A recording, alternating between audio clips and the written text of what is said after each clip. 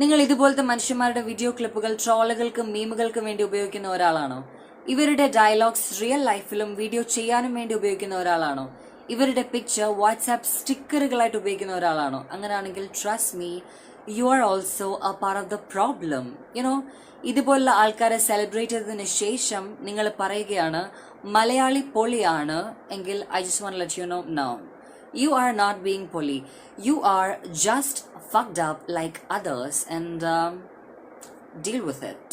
പറഞ്ഞ കാര്യമൊക്കെ ശരിയാണെങ്കിലും അത് അംഗീകരിക്കാൻ ചെറിയൊരു പ്രശ്നമുണ്ട്. ഇതിപ്പോൾ ഇംഗ്ലീഷിൽ വിളിച്ചാലും മലയാളത്തിൽ വിളിച്ചാലും തെറി തന്നെയാണ്.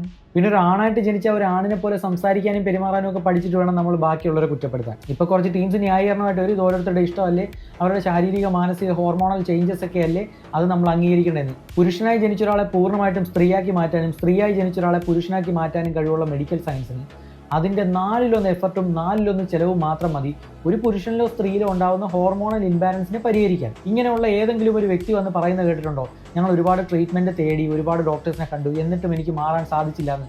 ഇവരാരും പറയാറില്ല, കാരണം ഇവരാരും ശ്രമിക്കാറില്ല. ശരിയാണ്, ചില എക്സ്ട്രീം കണ്ടീഷൻസ് ഉണ്ട്. അവരെത്ര ശ്രമിച്ചാലും അവരുടെ സ്വന്തം സെക്ഷുവാലിറ്റിയിലേക്ക് തിരിച്ചു വരാൻ സാധിക്കാത്ത, മറ്റൊരാളുടെ ശരീരത്തിൽ ജീവിക്കുന്നത് പോലെ തോന്നുന്ന ഒരു കൺഫ്യൂസ്ഡ് സ്റ്റേറ്റിൽ ഒരുപാട് ശാരീരിക മാനസിക പ്രശ്നങ്ങളിലൂടെ കടന്നു പോകുന്ന ആൾക്കാരുണ്ട്.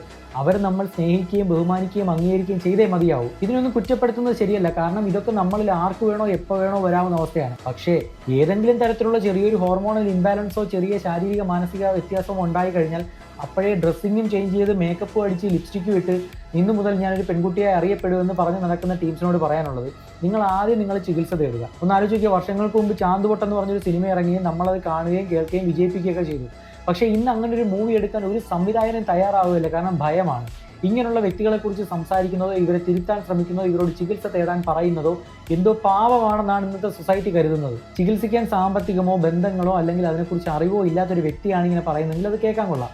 എഡ്യൂക്കേഷനുണ്ട്, സാമ്പത്തിക ചുറ്റുപാടുണ്ട്, അതിനനുസരിച്ചുള്ള ബന്ധങ്ങളുണ്ട്. അങ്ങനെയുള്ള വ്യക്തികൾ കാണിക്കുന്ന പോഴത്തരങ്ങളെല്ലാം ബാക്കിയുള്ളവർ അംഗീകരിക്കണം, ബഹുമാനിക്കപ്പെടണം എന്ന് വാശി പിടിക്കരുത്. പിന്നെ ഇത് കണ്ടുടനെ എന്നെ കയറി അങ്ങ് പൊങ്കാല ഇട്ട് കളയാം എന്ന് ചിന്തിക്കുന്നവരോട് എനിക്ക് പറയാനുള്ളത്, കണ്ണടച്ചൊന്ന് ചിന്തിക്കുക. സ്വന്തം അച്ഛൻ നാളെ രാവിലെ വന്നിട്ട് പറയാണ്, എന്നിലുള്ള സ്ത്രീത്വം ഉണർന്നു, ഞാനൊരു പുരുഷൻ്റെ ശരീരത്തിൽ ജീവിക്കുന്ന പോലെ എനിക്ക് തോന്നുന്നു, ഇനി മുതൽ എന്നെ അച്ഛാന്ന് വിളിക്കണ്ട, എന്നെ അമ്മ എന്ന് വിളിച്ചാൽ മതി, ഞാനൊരു സ്ത്രീയായി അറിയപ്പെടും എന്ന് പറഞ്ഞാൽ നിങ്ങൾക്ക് അംഗീകരിക്കാൻ പറ്റുമെന്നുണ്ടെങ്കിൽ മാത്രം പൊങ്കാലയിടാൻ വന്നാൽ മതി. ബാക്കിയുള്ള മഴവില്ലും കാർമയും ഒക്കെ അങ്ങ് ആകാശത്ത് മതി. പിന്നെ ഞാൻ പറഞ്ഞ കാര്യം ശരിയാണെന്ന് തോന്നിയാൽ ഒരു കമൻറ്റിലൂടെയെങ്കിലും അത് അറിയിക്കുക. കാരണം എത്ര പേർക്ക് ഇത് തുറന്ന് സംസാരിക്കാനുള്ള ധൈര്യമുണ്ടെന്ന് അറിയാൻ വേണ്ടിയിട്ടാണ്.